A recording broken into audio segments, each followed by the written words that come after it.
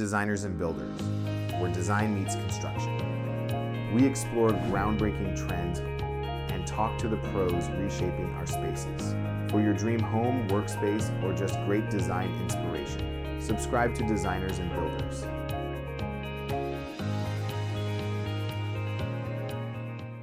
Hey, welcome to today's brand new episode of Designers and Builders. This is your host, Alyssa Olson, and today's guest is Tiffany White from Midcity Design Group. How are you doing today, Tiffany? You. I'm doing very well. It's so lovely to chat with you, and thanks for taking the time. I appreciate it. I'm excited. Yeah, same. So I definitely want to get to your beautiful, elegant design work, but I couldn't help but notice that you actually have an MBA. I spent a lot of time auditing federal contractors. So what flipped the switch for you? What's your interior design origin story?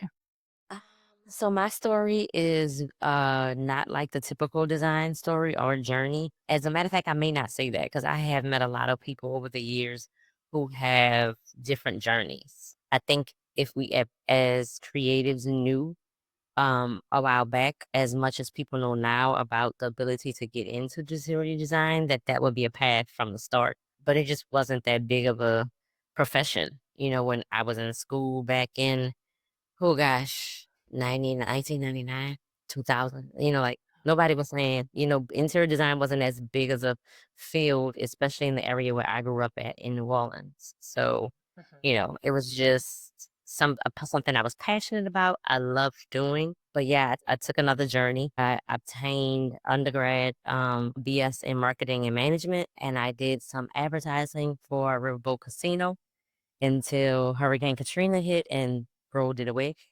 And then I decided that I was gonna go back to school, and I actually got an MBA in entrepreneurship because I knew I wanted to own my own business, but I just wasn't sure yet what that was. So I took on a job with the federal government to audit federal contractors, and I did that for about 10 years. But during the course of that time, I did find out what my passion is, and I came, into full realization that interior design is what I wanted to do. I went back, got some certifications because I'm very much so a nerd. I want to know exactly what I'm doing. I want to do it to the greatest capacity that I can and do it correctly. And I have to go back and correct mistakes. So I did that, of course, still doing that. Just enrolled in the neuroscience course because I'm very intrigued about sensory and how all that plays together to create the perfect space, especially in the commercial realm. So definitely still,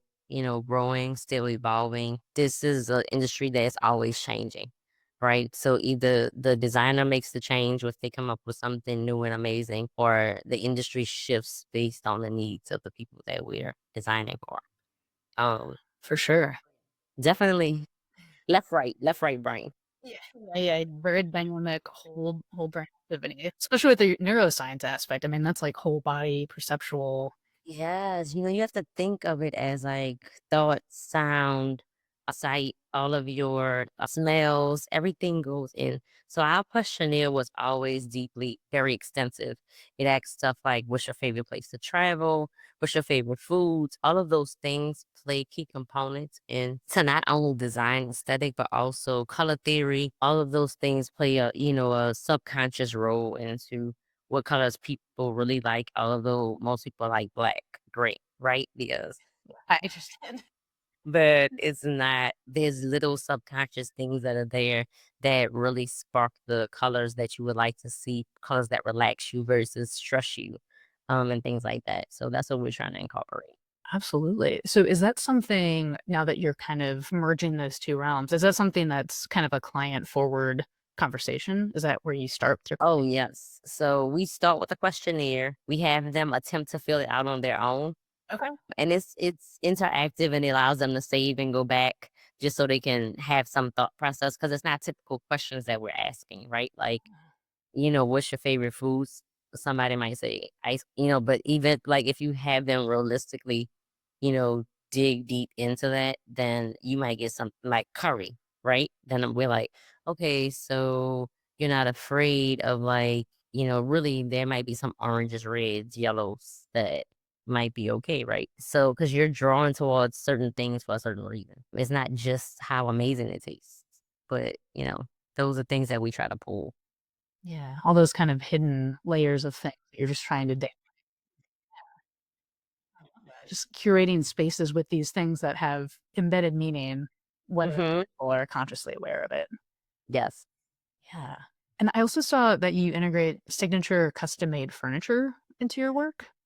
Yeah, so I am that person that wakes up at 3 a.m. to like sketch something out. So and there's always different things based on client need that may need to be there. It may be that they want something very organic, but we can't find the functionality that they need for it. So just different things like that that we'll create custom for. I'm quite sure custom is going to become a little bit more prevalent these days, especially with the tariffs and not people not being able to get things. You'll have a lot of furnishings that more designers have their carpenters or upholsterers actually create because it's just going to be easier, faster, cheaper solution for the client.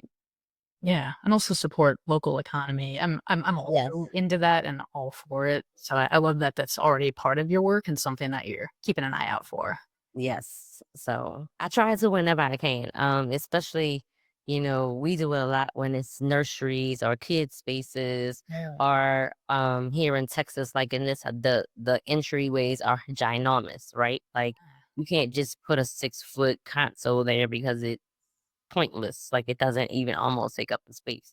So it just looks like a little ant in the same thing with art. You have to think outside the box when it comes to things like that, or how you're gonna fill a wall when the walls are, 10 feet wide and 20 feet high, so it's like, yeah, you have to be a little strategic and you have to be creative about, how you implement or install to be able to I'm a person that's fine with white space, right? Like I think that's part of the creative process, but you also have to be able to display or show or lead the client into why certain things are the way they are. Yeah. No, that makes a lot of sense. Yes, love working with local artists Yeah. as well, just trying to incorporate that.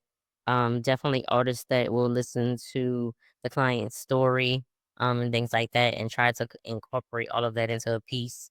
We love doing I love doing that as well. So Yeah. So how do you go about finding artists, collaborators? I see architects, exterior. What's your process for that? typically Instagram stalking. No. Yeah. Great idea. But these are definitely parts that I love. So I will go to art shows. I will go to, if we have art areas and districts and things like that, I will attend those because that's something that I appreciate not only as a designer but just as a person. So, and then a lot to maybe based on like people that connect with different philanthropy efforts that I'm a part of. Just communicating and networking with people at events like that is how I find people as well.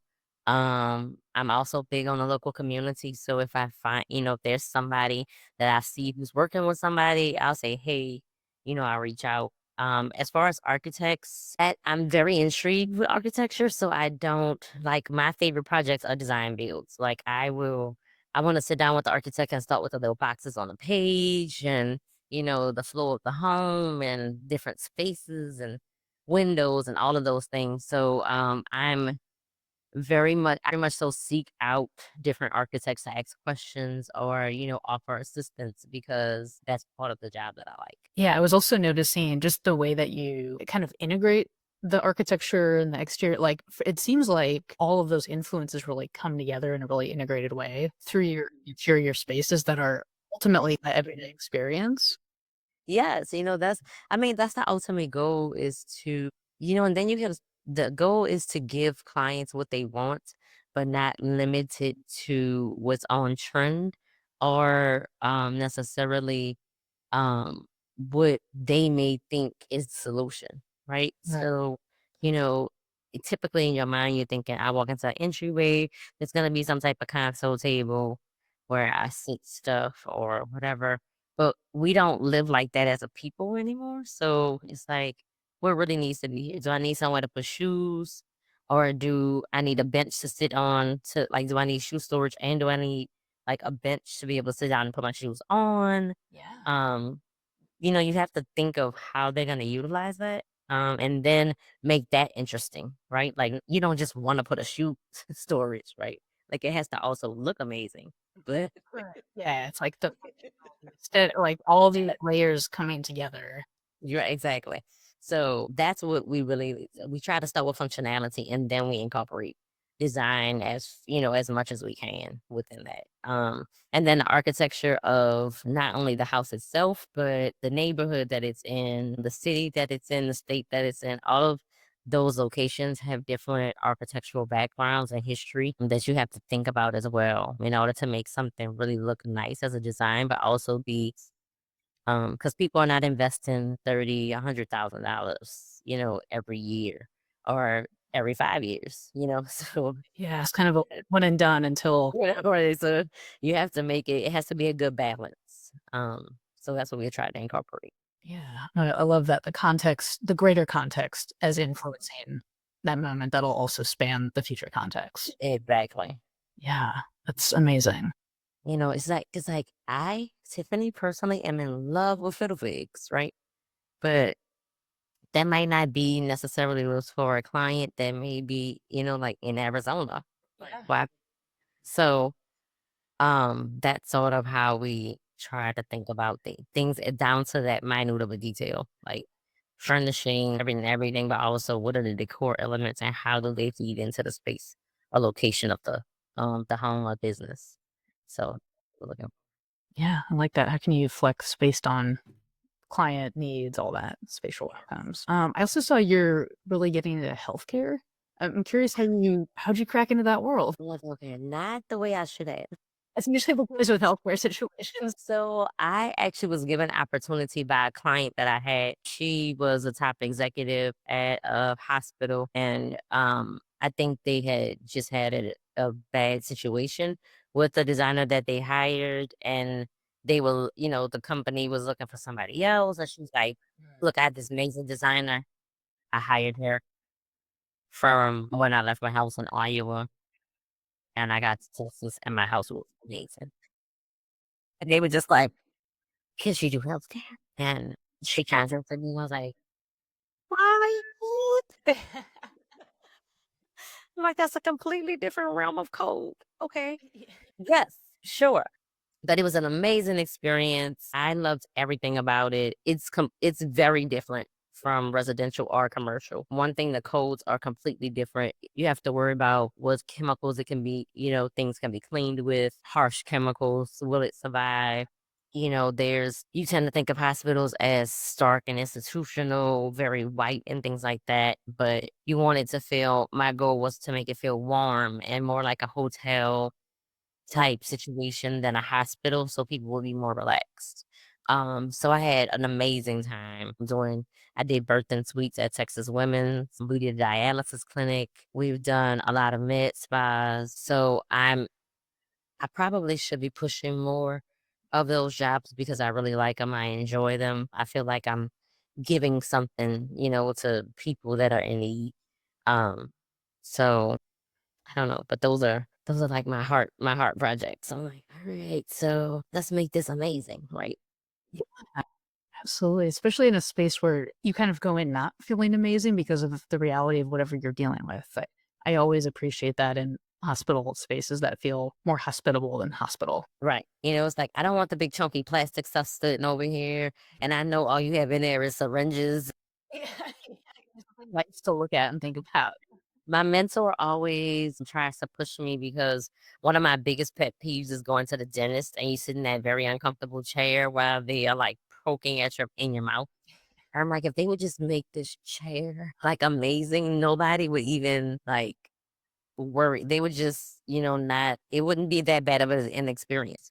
And she's like, so what I hear is you're making a dental chair? I mean, That's the because like you're laughing, but I have sketched this before. She's like, of course you did. There has to be better ways. yeah, one of your 3 AM sketches, you're like, dental chair, this is it. So if people could fathom, not to say all designers do this, but people could fathom how many times a designer sketches something when they see something that could be changed, I think that a lot more companies would be trying to get to know more designers because I feel like we would be great additions to their companies as far as line of product, usability, functionality, things like that. But I'm not sure that that's the first place, like companies of manufacturers think to go when they're thinking about those designs. Yeah. No, that's a whole heavy. Even for the birthday suites, we got with a bedding company that already makes beds, Saunders Living and our Sonder Care, and we literally remade the whole outside of it Really? because I'm like, okay, these beds are nice, they're functional, but they're really ugly. They can't go in my room. You approached the company then and we're like, hey, we want to. Yes, I was like, hey, what can we do? They was like, okay, the pieces have to be removable, they have to be wipeable. I was like, do you know that they make some amazing vinyls that can be wiped, that are flame resistant? Da, da, da, da. And they were like, okay, let's try it. Yeah, so that's what we did, and it came out amazing. The hospital was like extraordinarily happy. Well, the people would come to the rooms like, yes, I want that room. And I was like, that was the goal, right? To get y'all money for these births. And then make it an amazing experience for the people who are actually. Exactly. I was like, the day we live in, people, everybody either works from home or dad can work from home when he's supposed to be on maternity leave. So let's just put a nice desk and chair in here. He can be there to help when needed. He can spend a night on this much more comfortable pull-out than these things so it's it can be it's very thought invoked. And it's not to say that the companies that are out there that currently produce the products for them um just don't do it. They are just so used to doing what has been done. So like I said, once you bring to their attention how easy it is to do something different, then it's like, okay, why haven't we been doing this? So Yeah. Well, not enough people like you asking the questions. I always like to get myself in a binder because then I'm like, okay, but will you have this done in my timeline? Yeah. Yeah. All the actual logistics and process. Yeah. Have there been, I'm curious, just because you saw that opportunity and executed it, are there other opportunities that you've been seeing or thinking about recently? I think there always are. It could, and a lot of the way I view things could go back to that MBA in entrepreneurship because one of my professors always said is look for areas where you can turn a frown upside down. So when I view things, or even like if I'm out in a restaurant or like at the mall, I'm always looking for the faces that are like squinting or not really that happy because in my mind that's something that could be done differently. The biggest place is the airport. I'm like, come on, airport. These chairs are not comfortable. There has to be another way to do this. So there's always, the people are there. If they get delayed, they're sitting in these seats that are uncomfortable. They're moving around. They're trying to sleep. They can't really. Yeah. So there's always areas. There's always ways where you see that frown from something and you're like, okay, maybe not. But just little things like that that I don't think I think as designers, if we looked at frown to turn around, then we would probably see so many different areas where we can insert ourselves. But like I said, that was just a teaching. Yeah. Do you think so just to jump between that and you studying neuroscience now? Because it seems like that's like the next evolution. Yeah. How like in what ways have you recently been implementing those more sensorial elements in your spaces? Well, I was always one even before we had like these big aerators and things. Like we always had like a spray we would spray on fabrics or candles that we would burn while we were inside the client's home to try to get like a sensory smell. Now, this is probably a 50-50 in the design world. A lot of people feel like smells have nothing or sensory has nothing to do with design. For me, it's tenfold, right? We as humans feel we go through all of the senses, and if I can wow all the senses, then what is the feedback, right?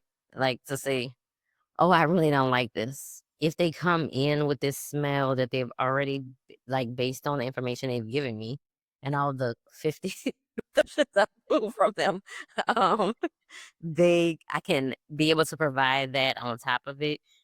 type of being able to see something that's beautiful. Also sounds. I am a person who is a music lover. So music also, I'll ask people about what type of music they like. I love all genres, so I'll definitely list their favorite artists. I'll listen, try to see, what we can pull out of that. How does that change, make the moves that they may want in certain spaces? Because all that goes back into that neuroscience, that subconscious that we don't really think about when we say, "Hey, I want to hire a designer." It's just not. We want it to look nice. We want to be comfortable, and depending on my client, you want it to be livable. Yeah. Oh, that's the goal. Yeah, and I appreciate that. Just all those different layers of what you're actually sensing and experiencing and Mhm. trying to draw those out so that just becomes the experience. Yeah. So that's ultimately the goal, like to really get to know your client. I like to say, I like to believe that we as a company would function like they tell you to, right? Like communicate only via email and, do this and do that. But we're typically with our clients so long, especially if it's design build, that's like a 2, 3 year process.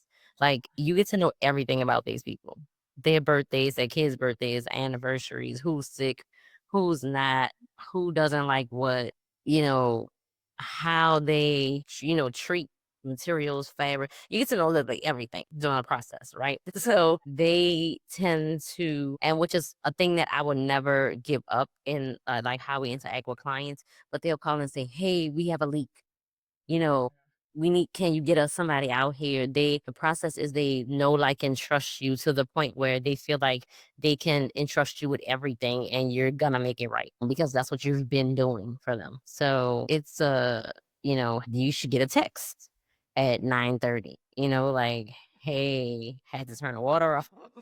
Or, "I need someone to turn it off because this happened," or "A knob fell off and can we order some more?" All of those Yeah. amazing things that are sometimes not within the true scope of work, but it's comforting to know that the clients think of you for all things and not just, the one thing that they truly hired you to do. Yeah. Yeah, you're building spaces and trust. Exactly. Right. And the whole thing is you're building relationships. Like this is a relationship you're having with these people. And if we think about it that way, then those are the people who are going to refer you to other people. So because they had such a good relationship with you and such a good experience. So that's what we try to do as much as possible is just to be there for all the client needs while they're under our scope of work. And even when they're not, right? Like even if they call you 3 years later and they're like, "That nice plumbing fixture you put in broke. We need to get a new one," and then they're like in the process of looking for a new one. They're like, "Maybe we should put up some wallpaper," so that just rolls into something completely. Yeah, like, I should have listed 5 or 10 things nice to have. So, that's what you want to, I feel like that's ultimately what I want to achieve. And it makes me feel that I've reached a level of success that clients even think about, you know, Yeah. us in that capacity. Yeah, that's I mean, harnessing your value and what you have to offer Exactly. repeatedly. Yeah, and I also understand you have a lot of projects under NDA, so you cannot fully express the breadth of your work. It's challenging sometimes. As designers, I think we always have that subconscious in the back of hoping to have be published and things like that. But we work with a lot of athlete celebrity clients who we sign NDAs with and we can't, provide that work or show it. Um, I was actually at High Point Market this past last month and someone was like, I didn't know that. You know, I didn't know that you had a lot of clients. And I was like, yes, so it's a bit challenging. We try to contribute in other ways, like contribution pieces, and things like that. But it's not the same as I have a good friend. She's on the cover of them. I was like, I'm so happy for you. But I'm like, but at the same time, having somebody have a space that they thoroughly enjoy and that they is theirs and they're not they feel comfortable and trust us enough that, it won't be put anywhere. Nobody will know what the address is. And honestly, a lot of, especially athletes, they don't want people to see what's in their house. They want to be private, just live their life. They're just like, I just want to come home and chill, or, if it is something as high dollar as like really high dollar art or unique pieces, that's not something that they want to necessarily put out there, and sometimes it's not them. Sometimes it's their managers or, whoever's overseeing it in their best interest. They just don't want that information shared, which I could totally understand. Understandable. Yeah. Yeah. I was intrigued. You had mentioned a Barn Dominium. Yeah. Can you tell me more about that? Like my pet project that stole everything from me. It took us years. Well, initially this was supposed to be like my ultimate dream project. It was gonna be like 10,000 square foot of house, but this property is in Alvin, Texas. And when we went to try to get comps, it's zero. Like there were no $8 million comps, like not even close. They were like 300,000. So I'm like, as we started going on with architect, I was like, is this being paid for in cash? Or how are we financing this? And then I'm like, what? I was like, I don't know that we're gonna be able to build this house. So let's try to figure that out. Nobody would even, the owner was like, if we could get to 5, then we'll do the rest. Nobody that was coming out would even almost get close. Like they were like, no. So I was like, all right. I started driving around the neighborhood. I was like, these people have barns that are like literally like barns, like stables and stuff. Like these things are ginormous, right? I was like, this thing has to be like 7,000 square foot of barn. Like, what are they doing, right? So then I was like, well, what if we make it look like a barn? Like, can we get a barn? How much can we get a barn for? Yeah. All right. Um, I was like, what if we just made it look like a modern barn, right? So we went back, we gave them the designs, talked to the company, the financial institutions. They were like, oh yeah, in that area they have some barns. We can probably do about 3 million. What? I can't get a $3 million house, but I can get a $3 million barn. Okay. All right, let's go back to the architect and make this look like a barn. So, of course, we had to downsize some and things like that just to fit the parameters. But it was amazing process being able to even give that to the client as a solution to say, what do y'all think about a modern looking barn? So, it's definitely it gives barn vibes on the outside. Black metal, roof, siding, all of those things, wood accents, and then in the inside, it is full 4 bedroom, 4 bathroom, golf simulation, pantry that's probably the size of like one of my guest bedroom, second kitchen bar area, game room. So it's absolutely it's an amazing project. It is one that we're gonna have photographed. We're waiting on one more arcade game to come in, and we'll photograph that. So that's another. The project was amazing. Like I got to design the basketball court, the cover that goes over it. Um, we worked with a company to manufacture an outdoor bounce house. I don't. That's the only way I can explain. You go to those bounce places and they have them indoors, but they wanted one outside. So we did that. My ATV track. There's so many different elements that were outside of my comfort zone. Right. But amazing processes, amazing journeys. I'll never tell a client no that lets me go down my creative, wormhole to create them what they really, really want. And now we're starting part 2. We're in the process of the only thing on that property before we started was what we thought was a shed. When I got to the shed, it was 3,200 square feet. Like, oh, so this is a house. Yeah. It's like, we're going to make it another house. I know it. I'll get you a shed right here. A nice size shed, 20 by 20 shed. You can have right here. We're going to take this one and make it a house. So they were up for it and they were like, okay, so that's what we worked with the architect. We came up with interior structure and we're working through the permitting process for that. So excited about that aspect of it too. So Yeah. Well, can't wait to see all the photos and yeah. yeah. Yeah. And it was great because we worked with two different architects, same property, like to give everybody opportunity, like to work with new people, just so we can know when certain clients come and they want certain things, we know who to go to or who the best fit is for that client. Um, so that's sort of how we try to work those things out, try to get to know as many architects as we can, as many builders as we can to give the clients exactly what they want. Yeah. Incredible.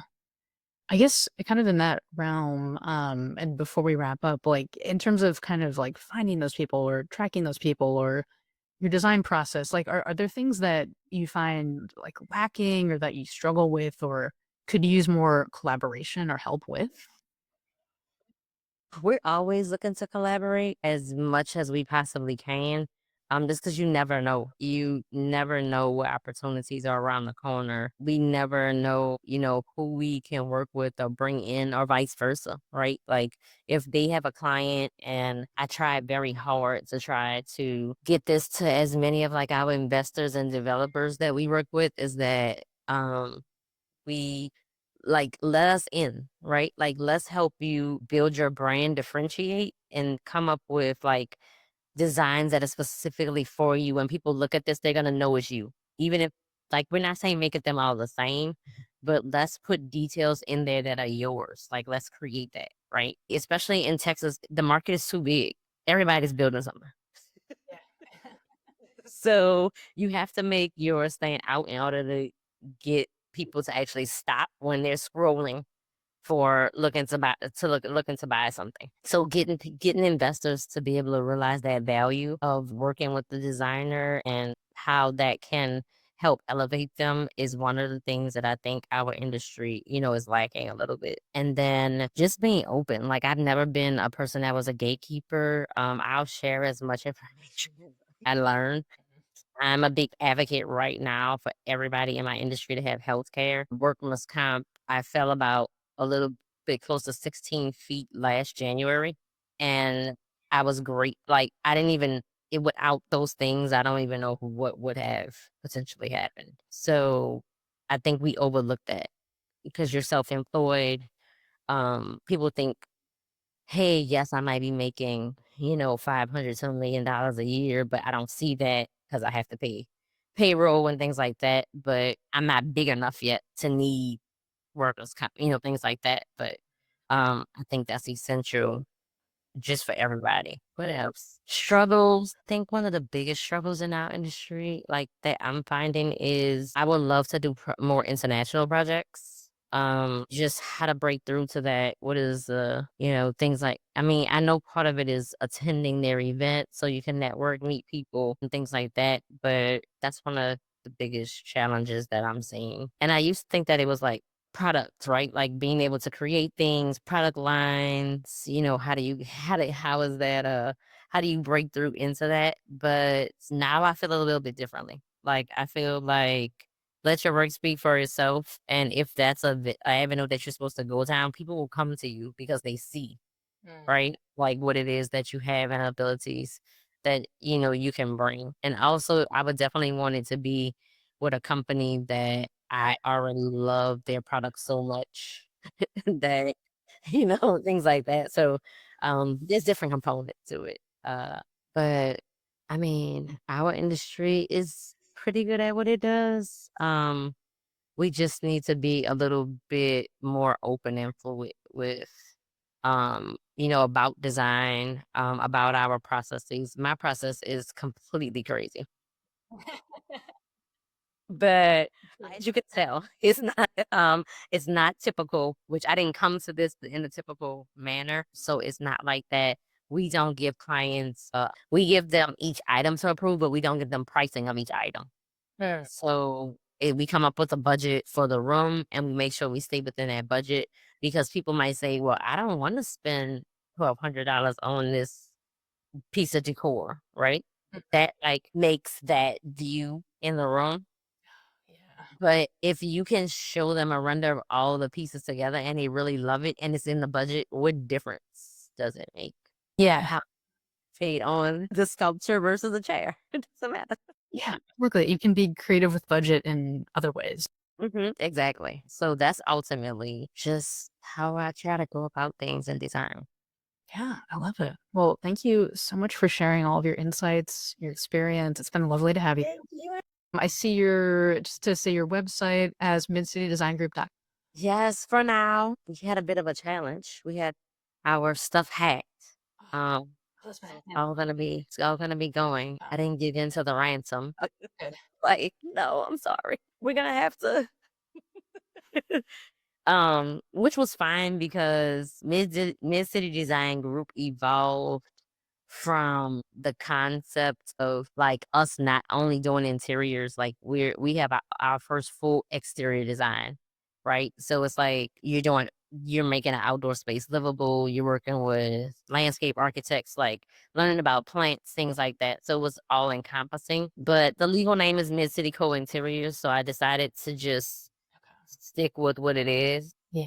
Which is your Instagram. It's Mid City and Company. Like the company is all of the stuff, right?